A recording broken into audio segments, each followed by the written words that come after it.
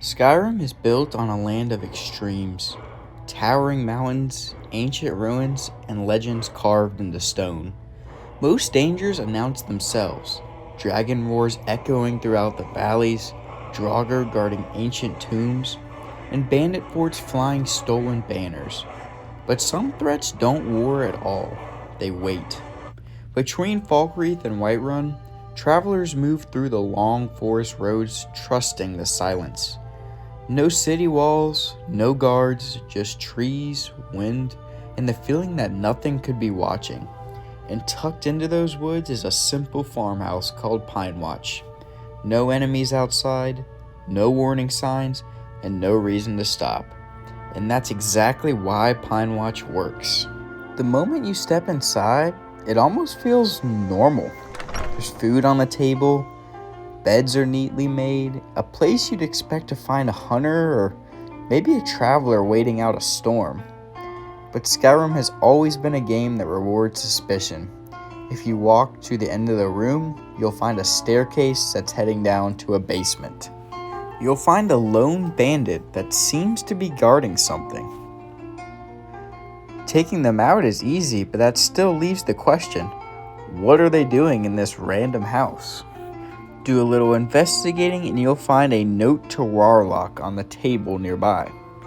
This basically highlights the whole scheme that's going on underground here. You'll then see a button on the wall next to it. Click it and the bookcase will swing open, and this is going to unleash a new front, a hideout, a carefully hidden nerve center for crime, greed, and betrayal.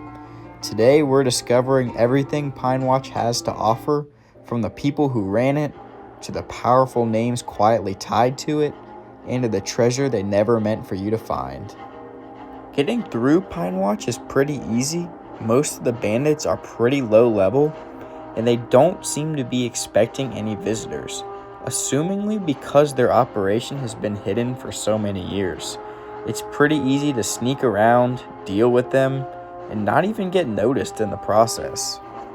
You'll eventually reach the bandit sanctuary at the end of this, and this is where you'll start to realize that they're guarding something more serious.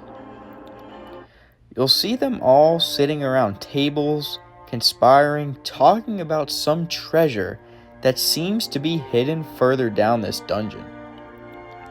You can either sneak by them or kill them, and there's also chests you can grab on the way that have some pretty decent loot, as well as little treasure rooms like this that do have little traps you need to look out for.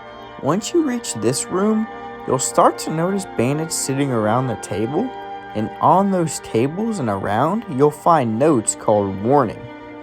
These are warnings from the bandit leader about bandits trying to break into the treasure room. So clearly they are trying to reach some hidden treasure further on here. This is key because it gets you wondering, this must be pretty good if bandits are trying to break into this room and overthrow their own leader.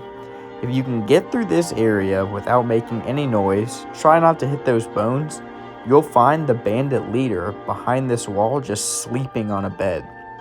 It's pretty easy to kill her because she's not even awake, so you can sneak up to her, do spells, pretty much anything you want to do is fair game here because she won't wake up, and it takes her a long time to get out of bed as well.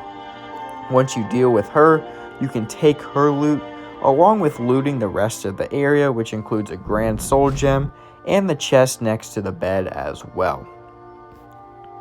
The bandits obviously knew the treasure room existed because they've planned to overthrow their leader. They've helped steal it, move it, and defend it, but they're locked out and forced to live on scraps while their leader hoards a fortune behind a locked door. So now you're finally completing this quest for them. You want to avoid the traps on the way, and there are a good amount of them. Pressure plates, swinging logs, things of that nature. But if you can avoid them and reach the final room, you'll have the key from the bandit leader, and here you'll find the treasure. For early game and for how easy of a dungeon this is, it really is a lot of loot. Gold piled high, jewelry scattered across tables, gems, enchanted gear, and rare valuables. This isn't the loot of survival, it's the loot of success.